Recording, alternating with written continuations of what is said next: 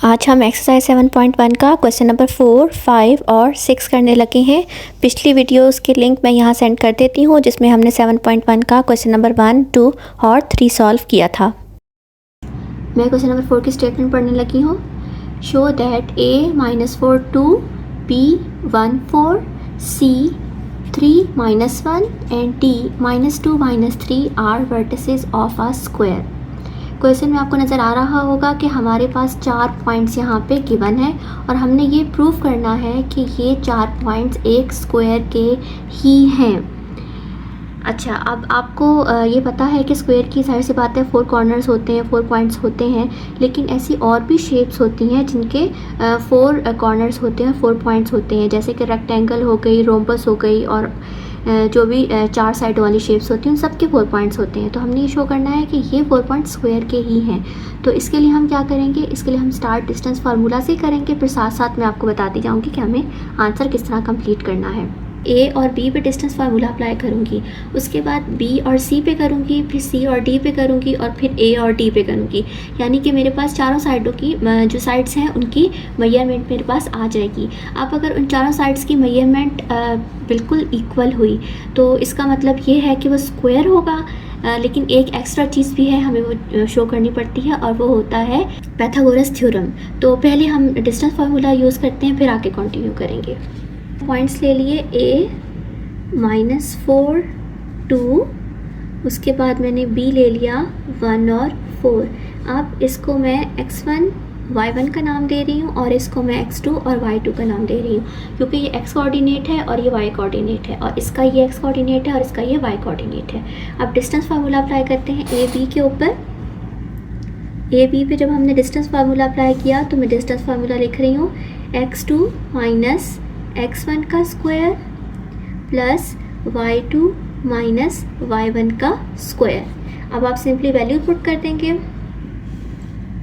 x2 की value 1 है, पर माइनस साइन लगाया। अब जब मैंने x1 की वैल्यू पुट करनी थी जो कि -4 थी, तो इसमें अब माइनस आ रहा था, इस वजह से आपने इसको ब्रैकेट में रखना है। ये हो गई x2 माइनस x1 का स्क्वायर। इसके बाद आपने लिखना था y2 माइनस y1 का स्क्वायर। तो y2 की वैल्यू जो है वो 4 है और y1 की वैल्यू जो है वो 2 है, वो आपने लिख ली।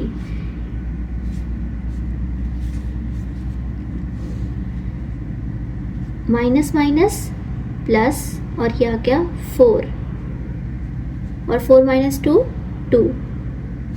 यहाँ पे थोड़ा सा मैं डायरेक्ट करने लगी हूँ। 4 + 1 5 होता है और 5 का स्क्वायर हो गया 25 और 2 का स्क्वायर हो गया 4। ये आपके पास आ गया 29। इसको आप इक्वेशन नंबर 1 का नाम दे दें। अब मैं पॉइंट बी और सी ले रही हूँ। बी पॉइंट है 1 4 और सी पॉइंट है 3 -1। अब मैं डिस्टेंस फार्मूला इस पर अप्लाई कर रही हूँ।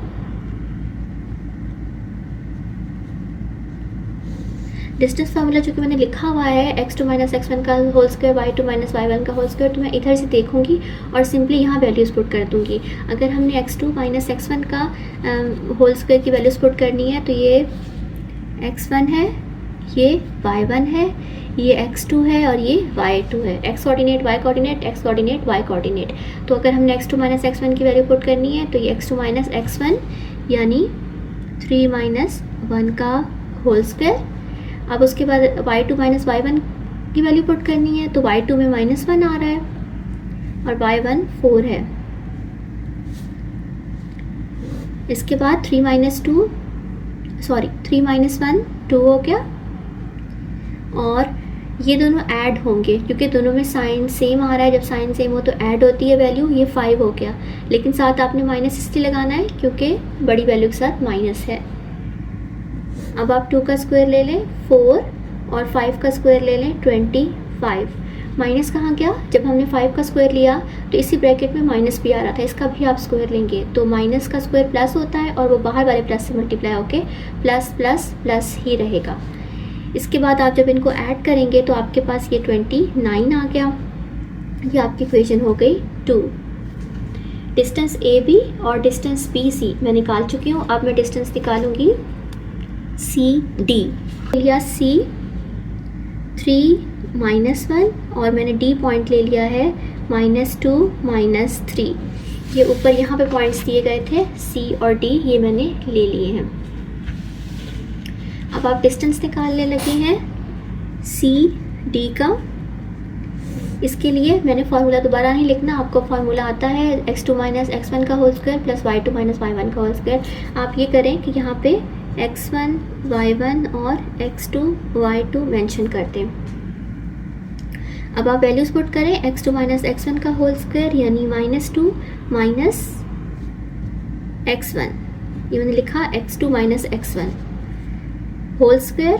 अब मैंने लिखना है y2 - y1, तो ये y2 है यानी -3 मेरा y2 है और -1 मेरा y1 है, और -1 को आपने ब्रैकेट में रखना है। -2 और -3 इनको ऐड करेंगे क्योंकि साइन सेम है, ये -5 हो जाएगा। यहाँ पे माइनस माइनस आपने कर देना है प्लस। नेक्स्ट स्टेप में आप फ़िलहाल इसको ऐसे रखें, पहले हम इसको सॉल्व कर लेते हैं। 3 में से 2 को माइनस करना है आपने, तो ये -2 आ जाएगा क्योंकि बड़ी वैल्यू के साथ माइनस था तो वो नीचे भी आया है। इसके बाद आप 5 का स्क्वायर ले लें 25 और 2 का स्क्वायर ले लें 4, और ये बन गया स्क्वायर रूट ऑफ 34। ये आपका थर्ड इक्वेशन है। हम डिस्टेंस निकाल चुके हैं ए बी का, हम डिस्टेंस निकाल चुके हैं बी सी का, हम डिस्टेंस निकाल चुके हैं सी डी का। अब हमने डिस्टेंस निकालना है, ये देखिए पॉइंट्स, या पॉइंट्स देखें, हम ए बी का डिस्टेंस निकाल चुके हैं, उसके बाद हम बी सी का निकाल चुके हैं, हम सी डी का निकाल चुके हैं। अब हम ए के साथ वो एंड में जो टी पॉइंट है उसका डिस्टेंस निकालेंगे। तो ए पॉइंट जो है -4 2 है और डी पॉइंट है -2 -3। ये मैं लिख देती हूँ। ए पॉइंट है -4 2 और डी पॉइंट है -2 -3। अब हम इस पर डिस्टेंस फार्मूला अप्लाई करेंगे। उससे पहले आप इन कोऑर्डिनेट्स के नाम दे दें, x1 y1 और x2 y2। Distance formula apply करते हैं। डिस्टेंस फार्मूला होता है x2 - x1 का whole square plus y2 - y1 का होल स्क्वायर। x2 - x1 की मैं वैल्यू लिख रही हूँ -2 -4, x2 x1 ब्रैकेट में हमने लिखना है क्योंकि इसके साथ भी माइनस की वैल्यू आ रही है, साइन आ रहा है, तो इसके साथ मिक्सअप ना हो जाए, बाद में हम मल्टीप्लिकेशन करेंगे दोनों की। इसके बाद आपने लिखना है y2 - y1 का होल स्क्वायर, तो -3 -2। इसके बाद आपने क्या किया, -2 माइनस माइनस प्लस, -3 और -2 ये हो जाएंगे -5, यानी हम लोग करेंगे भी ऐड क्योंकि दोनों के साथ माइनस साइन है, और साइन भी नेगेटिव का इसलिए आएगा क्योंकि बड़ी वैल्यू के साथ नेगेटिव साइन था। इन दोनों को माइनस करेंगे, आपके पास 2 आ जाएगा। लेकिन अब यहाँ पे ज़रा ध्यान से देखें, हमने इनको माइनस किया है लेकिन साइन प्लस का है, शो नहीं हो रहा पर प्लस का साइन है यहाँ पे क्योंकि बड़ी वैल्यू के साथ था, और आपको ये बड़ी वैल्यू के साथ प्लस साइन था। और आपको ये बात पता है कि जो प्लस साइन होता है वो हम ना भी लिखें तो इसका मतलब यही होता है कि हाँ प्लस साइन है। इसको भी आप एज इट इज़ लिख लें। चलो मैं यहाँ प्लस साइन डाल देती हूँ इस तरह से। अब आप 2 का स्क्वायर ले लें तो वो 4 हो गया, और 5 का स्क्वायर ले लें तो 25 हो गया। इनको आप प्लस करेंगे तो आपके पास 29 आ जाएगा। ये आपकी इक्वेशन नंबर 4 हो गई। और आप यहाँ पे लिखें आपने ये ए सी का डिस्टेंस ए डी का डिस्टेंस निकाल लिया। अच्छा, अब आप ज़रा ध्यान से ये देखें कि आपके सारे जो डिस्टेंस आए हैं चारों में सेम आए हैं। ए बी का डिस्टेंस जो है वो स्क्वायर रूट ऑफ 29 है, बी सी का डिस्टेंस स्क्वायर रूट ऑफ 29 है, सी डी का स्क्वायर रूट यहाँ मैंने 29 लिखना था, 34 में लिख गई थी। सी डी का स्क्वायर रूट 29 है, और जो ए डी है इसका भी जो हमारा डिस्टेंस आया है वो स्क्वायर रूट ऑफ 29 है। चारों डिस्टेंस सेम आ रहे हैं और आपको पता है कि स्क्वायर की चारों साइड सेम होती हैं, लेकिन अभी भी हमें कंफर्म नहीं है कि ये हमारा स्क्वायर ही है या नहीं। उसकी रीज़न ये है कि कोई और शेप भी हो सकती है, जैसे ये अब रेक्टेंगल तो नहीं हो सकता, इतना तो हमें कंफर्म हो गया है क्योंकि रेक्टेंगल में चारों साइड सेम नहीं होती। लेकिन स्क्वायर का भी हमें कंफर्म इसलिए नहीं है क्योंकि रोम्बस भी हो सकता है, रोम्बस में भी चारों साइड सेम होती हैं। अब पता कैसे चलेगा कि ये रोम्बस नहीं है, ये स्क्वायर ही है? तो इसके लिए ये होता है कि देखिए मैं आपको यहाँ पे रफली सा बना के दिखाती हूँ।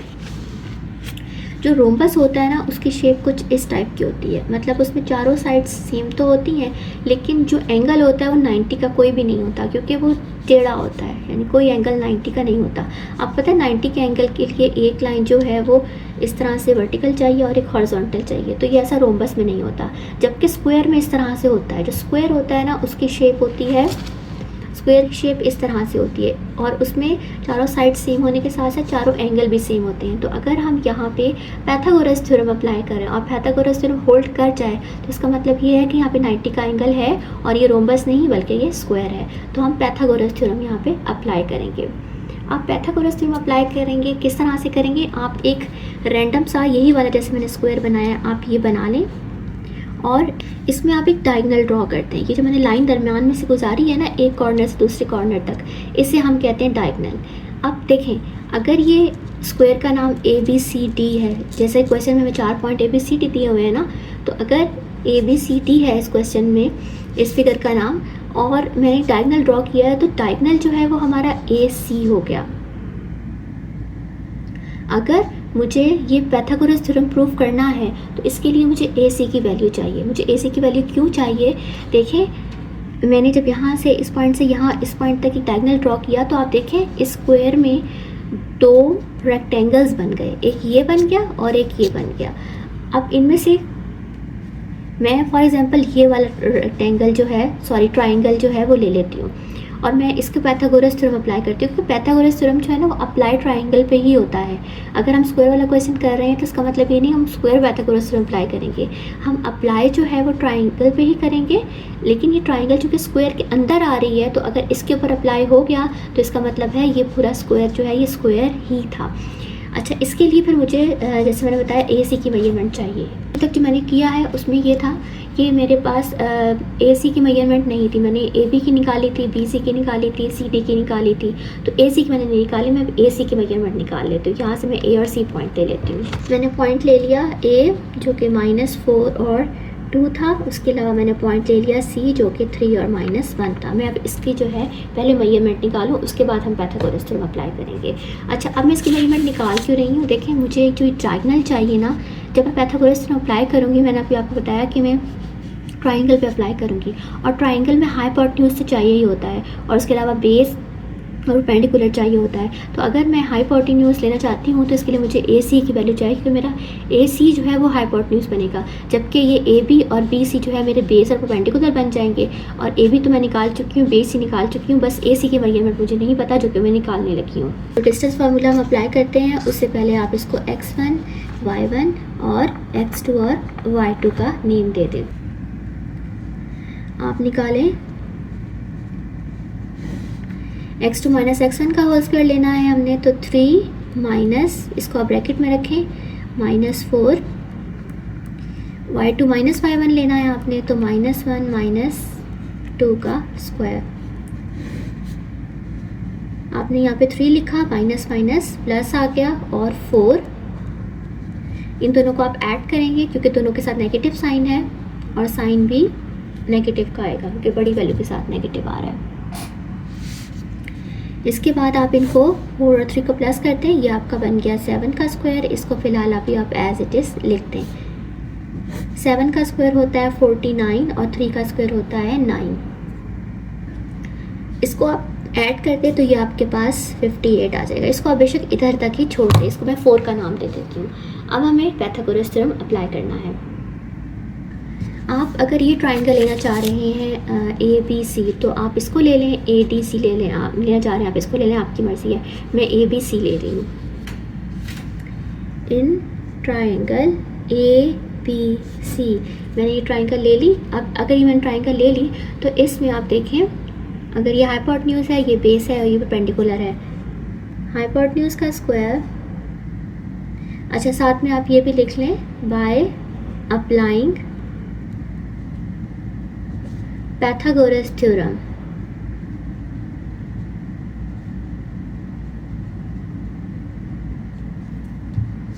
अब हाइपोटेन्यूज का square is equal to base का स्क्वायर प्लस परपेंडिकुलर का स्क्वायर। हाइपोटेन्यूज अभी हमने निकाला है स्क्वायर रूट ऑफ 58, इसका आप स्क्वायर ले लें। बेस की वैल्यू अब देखें, बेस ए बी है और मैं ऊपर ए बी निकाल चुकी हूँ। ए बी देखें स्टार्ट में निकाला था, स्क्वायर रूट ऑफ 29 था,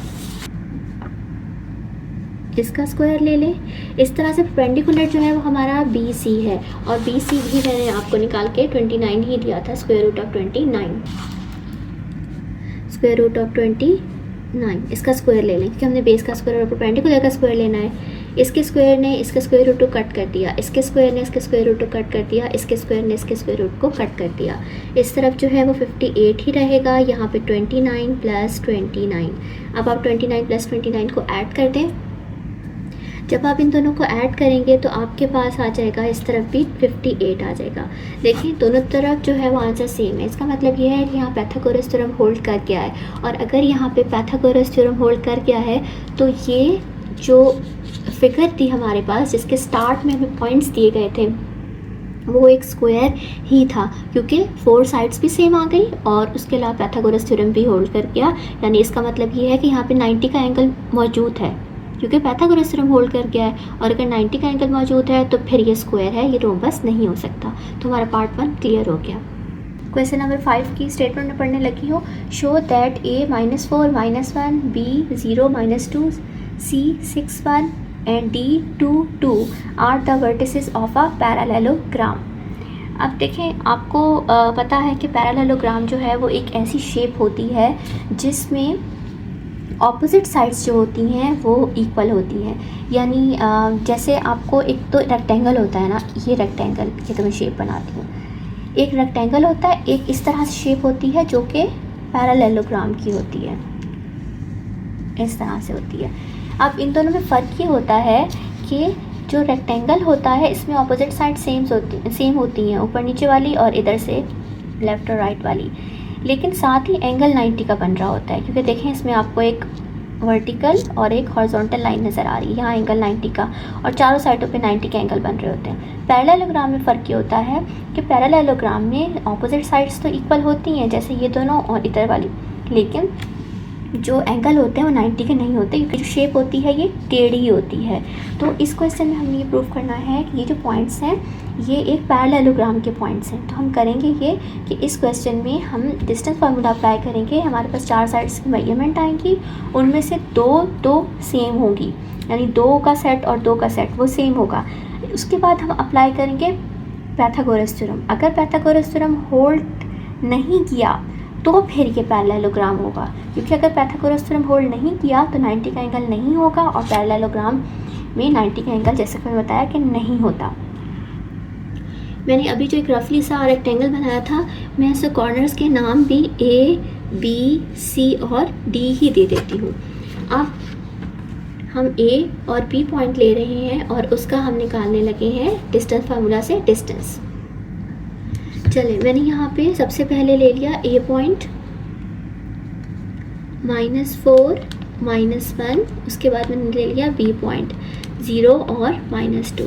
इसका नाम मैंने दे दिया x1 y1 का, और इसका नाम मैंने दे दिया x2 और y2 का। अब आप यहाँ पे डिस्टेंस फार्मूला अप्लाई करें। अगर मैं डिस्टेंस फार्मूला इन पे अप्लाई करूँगी तो मुझे x2 - x1 का whole square plus y2 - y1 का होल स्क्वायर लिखना है। इसके बाद आपने सिंपली वैल्यू पुट करनी है। x2 की वैल्यू 0 है, माइनस का साइन लगाया, x1 में भी माइनस आ रहा है तो आप उसको ब्रैकेट में लिख दें। इसी तरह से आपने y2 की वैल्यू ली, -2, माइनस साइन लगाया, और y1 की वैल्यू में माइनस आ रहा था तो वो भी आपने ब्रैकेट में ले लिया। अब आप माइनस माइनस प्लस करते हैं, फिर ये 4 आ गया। इसी तरह से माइनस माइनस प्लस करते हैं और ये 1। यहाँ मैं थोड़ा सा डायरेक्ट करने लगी हूँ। 0 और 4 को प्लस करें तो 4 आता है, और 4 का स्क्वायर होता है 16।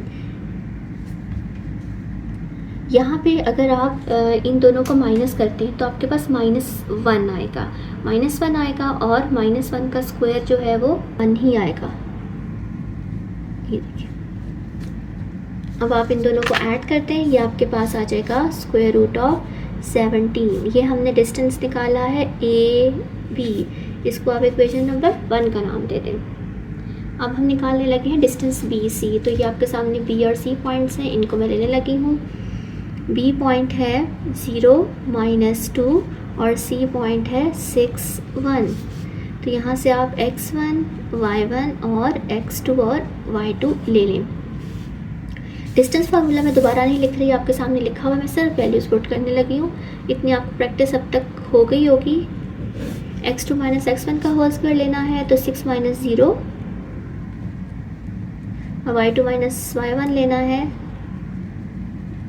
ये देखिए मैंने ब्रैकेट में लिखा है क्योंकि इसके साथ नेगेटिव आ रही थी वैल्यू। 6 - 0 6 माइनस माइनस प्लस और ये 2 आ गया। 6 का स्क्वायर होता है 36, 2 + 1 3 होता है और 3 का स्क्वायर होता है 9। जब आप इसको सम करेंगे तो ये आपके पास 45 आ जाएगा। इसको आप इक्वेशन नंबर 2 का नाम दे दें और ये डिस्टेंस हमने निकाला है बी सी। ए भी हम निकाल चुके हैं, बी सी भी हम निकाल चुके हैं और इसके बाद हम निकालने लगे हैं सी डी, डिस्टेंस निकालने लगे हैं। सी और डी पॉइंट्स में नीचे लिख रही हूँ। सी पॉइंट जो है वो हमारा 6 1 है एंड डी पॉइंट जो है वो हमारा 2 और 2 है। x1 y1 और x2 और y2 आपने इसको ले लिया। जब आप डिस्टेंस निकालेंगे सी डी तो x2 - x1 का होल स्क्वायर आपने यहाँ पे लेना है, तो 2 - 6। इस तरह से y2 - y1 का लेना है तो 2 - 1। 2 और 6 को माइनस करेंगे, -4 आ जाएगा। 2 और 6 को माइनस करें तो 4 आता है। मैंने 4 लिखा, लेकिन मैंने माइनस क्यों लिखा है? क्योंकि इन दोनों में से बड़ी वैल्यू जो थी वो 6 थी, उसका साइन माइनस था तो वो नीचे आ गया।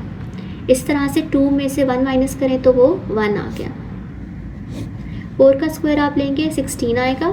इसके अंदर माइनस भी शामिल था, माइनस का स्क्वायर लिया तो प्लस होता है। तो मैंने यहाँ कुछ वैल्यू अगर साइन नहीं लिखा तो इसका मतलब है कि यहाँ पे प्लस साइन ही मौजूद है। आप लिखें ना लिखें आपकी मर्ज़ी है। और 1 का स्क्वायर लें तो 1 आ गया और ये बन गया स्क्वायर रूट ऑफ 17। इसको आप इक्वेशन नंबर 3 का नाम दें और ये आपकी डिस्टेंस बन गया सी डी। मैं ए बी डिस्टेंस निकाल चुकी हूँ, मैं बी सी निकाल चुकी हूँ और मैंने सी डी भी निकाल दी लिखा है। अब मैंने ए और डी निकालना है तो मैं यहाँ पे निकालने लगी हूँ ए और डी का डिस्टेंस। अब मैंने ए पॉइंट लिया जो कि था -4 -1। उसके अलावा मैंने डी पॉइंट लिया जो कि 2 और 2 था। इस पर डिस्टेंस फार्मूला अप्लाई करते हैं।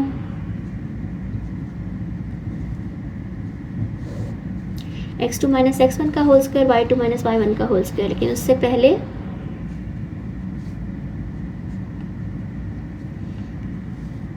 x2 - x1 का होल स्क्वायर, इसको आप ब्रैकेट में लें।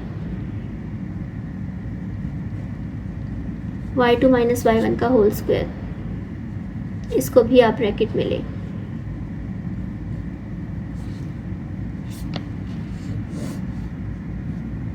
माइनस माइनस प्लस 4 आ गया नीचे,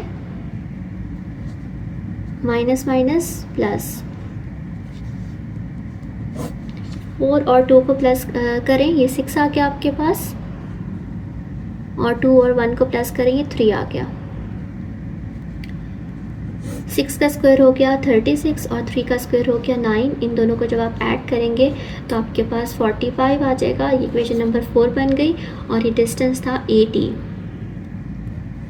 अब अगर आप इन सब डिस्टेंस को देखें तो आप देखें यहाँ पे ये ए बी का डिस्टेंस स्क्वायर रूट ऑफ 17 और सी डी का ये दो सेम आ रहे हैं, बी सी का और ए डी का ये दोनों सेम आ रहे हैं। और मैंने आपसे स्टार्ट में ये कहा था कि जो रेक्टेंगल होती है उसमें ऑपोजिट डिस्टेंस सेम होते हैं, यानी 2-2 के हिसाब से, ऊपर नीचे वाला और लेफ़्ट और राइट वाला। तो इसका मतलब ये है कि ये रेक्टेंगल हो सकता है, लेकिन अभी मैं कंफर्म नहीं है, क्योंकि अगर तो 90 का एंगल होल्ड कर गया तो होगा, लेकिन अगर 90 का एंगल होल्ड नहीं किया तो पैरेललोग्राम होगा। और हमने क्वेश्चन में यही प्रूव करना है कि पैरेललोग्राम है, तो पाइथागोरस थ्योरम होल्ड नहीं करना चाहिए। मैंने स्टार्ट में एक फ़िगर बनाई थी जो कि मैंने यहाँ पे बनाई थी, तो उस फिगर में आप जैसे हमने पिछले क्वेश्चन में डायगोनल ड्रॉ किए थे ना, आप यहाँ भी एक डायगोनल ड्रॉ करते हैं। ये डायगोनल होता है जो हम एक कॉर्नर से दूसरे कॉर्नर तक इस तरह से बीच में से लाइन गुजारते हैं, ये डायगोनल होता है। अब जैसे देखिए मैंने डायगोनल ड्रॉ किया, तो आपको इस रेक्टेंगल के अंदर या पैरेललोग्राम भी हो सकता है, उसके अंदर आपको 2 ट्राइंगल्स मिल गए। ये जो 2 ट्राइंगल्स हैं ना, इनमें से कोई एक ट्राइंगल पिक कर लेंगे और उसे पाइथागोरस थ्योरम अप्लाई करेंगे। लेकिन जैसे मैं डायगोनल ड्रॉ किया है उससे AC की एक लाइन बन गई है। मुझे अभी तक AC की मेजरमेंट नहीं पता, मैंने AB की निकाली थी, मैंने BC की निकाली थी, मैंने CD की निकाली, AD की निकाली, लेकिन मुझे अभी तक AC की नहीं पता। तो पहले हम AC की मेजरमेंट निकालते हैं। क्यों निकालेंगे? क्योंकि वो हमारा हाइपोटेन्यूज बनेगा। उसके बाद हम उस पर पाइथागोरस थ्योरम अप्लाई कर देंगे। ये यहाँ से मैं देखिए पॉइंट लूँगी, जैसे मैंने बताया मैं AC की मेजरमेंट लेनी है, डिस्टेंस निकालना है बाय यूजिंग डिस्टेंस फार्मूला, तो ये A और C है, इनको मैं लेने लगी हूँ। पॉइंट ले लिया A जो कि -4 -1 था, और उसके अलावा मैंने पॉइंट ले लिया C 6 और 1। अब इसको आप मेंशन करते हैं x1, y1, x2 और y2। इस पे मैंने अप्लाई करना है A C पे डिस्टेंस फार्मूला। तो x2 - x1 का होल स्क्वायर मैंने लेना है, यानी 6 - 4, y2 - y1 लेना है, ये मैंने ले लिया। अब उसके बाद आप माइनस माइनस प्लस करते, माइनस माइनस प्लस करते, 6 और 4 को प्लस करें 10, और 1 और 1 को प्लस करें 2। 10 का स्क्वायर 100, 2 का स्क्वायर 4, इनको ऐड करते हैं आप, तो ये आ गया आपके पास 104 आ गया। इसको आप इक्वेशन 5 भी कह सकते हैं। अब उसके बाद आपने ये करना है कि आपने लिखा इन ट्राइंगल, मैंने आपसे कहा था ना हम कोई एक ट्राइंगल लेंगे तो हम ABC ले रहे हैं, ABC। इन ट्राइंगल ABC। अब अगर आप ट्राइंगल ABC देखें तो इसमें देखें हमें ये हाइपोटेन्यूज ले लेते हैं हम AC, और AB और BC के मेजरमेंट को बेस और परपेंडिकुलर ले लेते हैं। तो AC यानी जो हमारा हाइपोटेन्यूज है इन ट्राइंगल। अब हम अप्लाई करते हैं पाइथागोरस थ्योरम, मैंने शॉर्ट फॉर्म में लिखा है।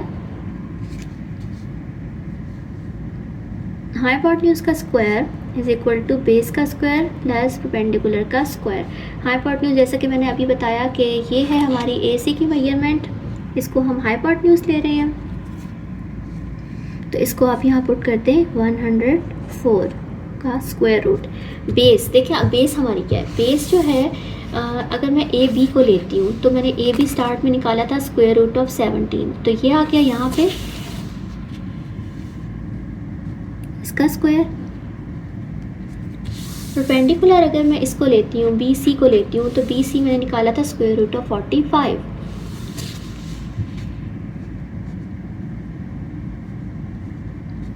इसको इससे कैंसिल करते हैं, इसको इससे और इसको इससे कैंसिल करते हैं, क्योंकि आपको पता है जो स्क्वायर्स होते हैं वो स्क्वायर रूट्स को कट कर सकते हैं।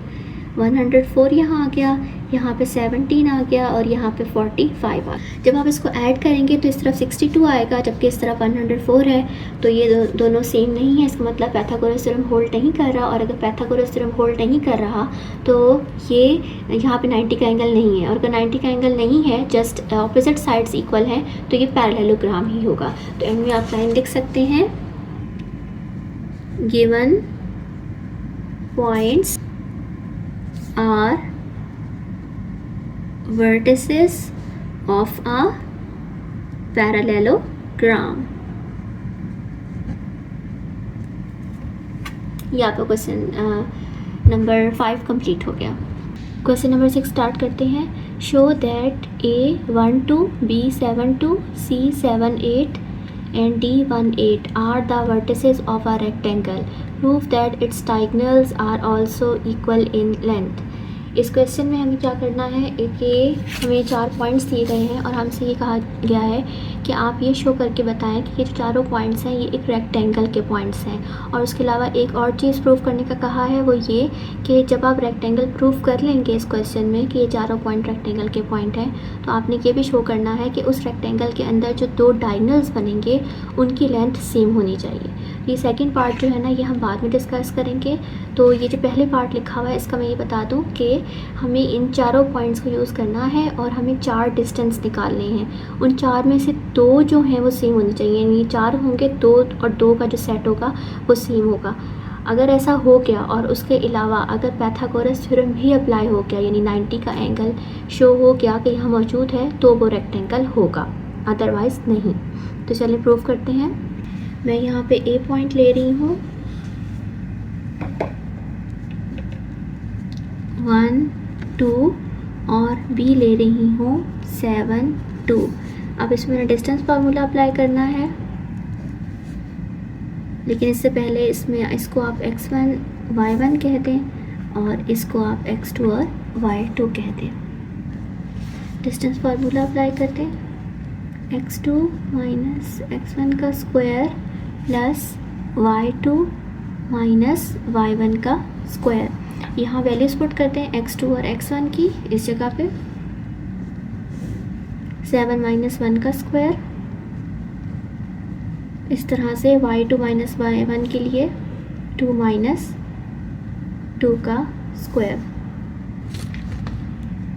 7 माइनस 1 हो जाएगा 6 का स्क्वायर प्लस 2 माइनस 2 हो जाएगा 0।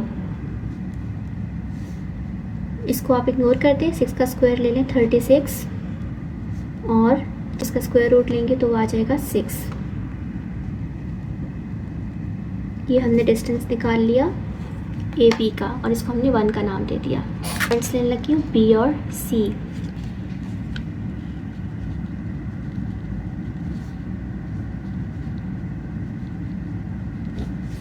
x1 y1 x2 y2। Distance formula apply करते हैं बी सी पे। मैं डिस्टेंस फार्मूला दोबारा लिख नहीं रही, ये आपके सामने इधर मौजूद है। मैं सिंपली वैल्यूज पुट करूँगी, x2 minus x1 y2 minus y1। Seven minus 7 0। यहाँ मैंने y2 माइनस y1 की वैल्यू गलत पुट कर दी, यहाँ पे 2 है, इसको आप 2 कर लें। अब आप 8 माइनस 2 जब करेंगे तो ये 6 आ जाएगा।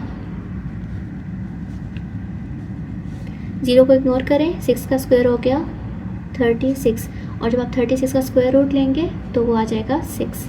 इसको आप 2 का नाम दे दें। हमने डिस्टेंस निकाला है। इसके बाद अब हम ए बी और बी सी निकाल चुके हैं, ए बी निकाल चुके हैं, बी सी निकाल चुके हैं। अब हम निकालने लगे हैं सी डी। तो मैं सी डी पॉइंट्स यहाँ पे ले रही हूँ। मैंने सी पॉइंट ले लिया जो कि है 7 8 और मैंने डी पॉइंट ले लिया 1 8। x1 y1 और x2 और y2 आप इसको नाम दे दें। फिर आपने निकालना है सी डी। तो सी डी के लिए x2 माइनस x1 का स्क्वायर यानी 1 माइनस 7 का square plus y2 minus y1 का स्क्वायर 8 माइनस 8 का स्क्वायर। 1 में से 7 माइनस करें तो यहाँ पे 6 आएगा। और नेगेटिव साइन क्यों आया? क्योंकि बड़ी वैल्यू के साथ नेगेटिव साइन था, जबकि 8 माइनस 8 0। ये देखें मैंने यहाँ पे 6 का स्क्वायर ले लिया है जो कि 36 आ गया और 0 था, उसको आप इग्नोर करें। और यहाँ पे अंदर माइनस साइन भी मौजूद था, तो माइनस साइन का हमने यूँ किया, माइनस का भी जब स्क्वायर लिया तो प्लस हो गया। मैंने लिखा नहीं हुआ लेकिन प्लस यहाँ मौजूद है। इसके बाद आप इसका स्क्वायर रूट ले लें। 36 का स्क्वायर रूट 6 होता है, इसको आप नाम दे दें 3 का। और ये आपने डिस्टेंस निकाला है सी डी। हम ए बी निकाल चुके हैं, बी सी निकाल चुके हैं, सी डी भी निकाल चुके हैं। अब ए और डी का हम डिस्टेंस निकालेंगे।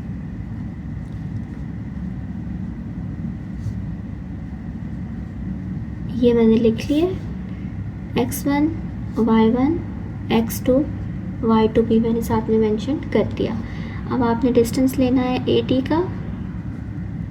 डिस्टेंस फार्मूला अप्लाई करते हैं, x2 माइनस x1 का होल स्क्वायर यानी 1 माइनस 1 का whole square plus y2 minus y1 का होल स्क्वायर 8 माइनस 2 का होल स्क्वायर। इसके बाद अब आप 1 में से 1 माइनस करते हैं तो ये तो 0 हो जाएगा।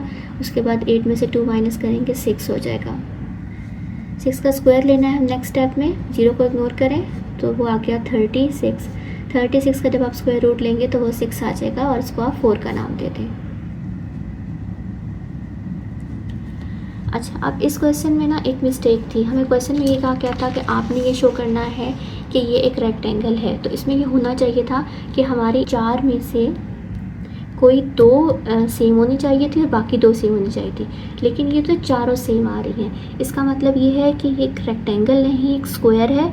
या क्वेश्चन में उनको स्क्वायर, यहाँ पे उनको स्क्वायर लिख देना चाहिए था या फिर उनको पॉइंट्स कुछ इस तरह के देने चाहिए थे कि हमारी चारों साइड सेम ना आती, 2-2 करके सेम आती। लेकिन बहरहाल क्वेश्चन में मिस्टेक है। लेकिन अब जिस तरह से हमारा आंसर आ रहा है हम उस तरह से ही कंटिन्यू रखेंगे। या आप एक काम कर सकते हैं, ये आपकी टीचर भी आपको बता देंगे कि यहाँ पर रेक्टेंगल नहीं, यहाँ पे करेक्शन करके वो आपको स्क्वायर करवा दे। तो अब एक मैं रैंडम स्क्वायर बनाती हूँ यहाँ पे, ये देखें मैंने एक रैंडम स्क्वायर बना दिया। अब इस स्क्वायर का नाम मैं रख देती हूँ ABCD। अगर मैंने, और अब मैं सारा क्वेश्चन देखें जहन में रखिएगा, मैं स्क्वायर के हवाले से ही सॉल्व करूँगी। अगर मेरी ये दोनों साइड्स बल्कि चारों साइड्स सेम आ चुकी हैं और मैंने इसको स्क्वायर प्रूफ करना है, तो चारों साइडें जब सेम आ जाती हैं तो फर्दर हम पाइथागोरस थ्योरम अप्लाई करते हैं, जिससे हमें पता चलता है कि यहाँ पे 90 का एंगल भी मौजूद है। और अगर वो भी वेरीफाई हो जाए कि 90 का एंगल मौजूद है तो फिर हमारे कन्फर्म हो जाता है कि वो स्क्वायर ही है। तो इसके लिए मैंने एक डायगोनल ड्रॉ किया। ये डायगोनल है AC, और AC की, जैसा कि हम पिछले क्वेश्चन में भी कर चुके हैं कि हमें AC की मेजरमेंट चाहिए, और उसके लिए मैं AC पॉइंट की जो है वो देखूँगी क्वेश्चन में कि वो क्या लिखे हुए हैं। A ये है, C ये है। मैंने अभी तक AC नहीं निकाली, ये जहन में रखिएगा। मैं AB, BC, CD और AD निकाल चुकी हूँ। मैं अब A और C निकालूंगी। तो मैं A और C पॉइंट्स लिखने लगी हूँ। मैंने पॉइंट लिख लिया A जो कि 1, 2 है, और मैंने पॉइंट लिख लिया C जो कि 7 और 8 है। इसके बाद x1, y1 और x2 और y2 मैंने मेंशन कर दिए। अब यहाँ पे DAC निकालना है हमने, और इसके लिए x2 माइनस x1 का होल स्क्वायर लेना है। x2 माइनस x1 का होल स्क्वायर मैं फार्मूला एक दफ़ा दोबारा लिख देती हूँ, y2 माइनस y1 का होल स्क्वायर।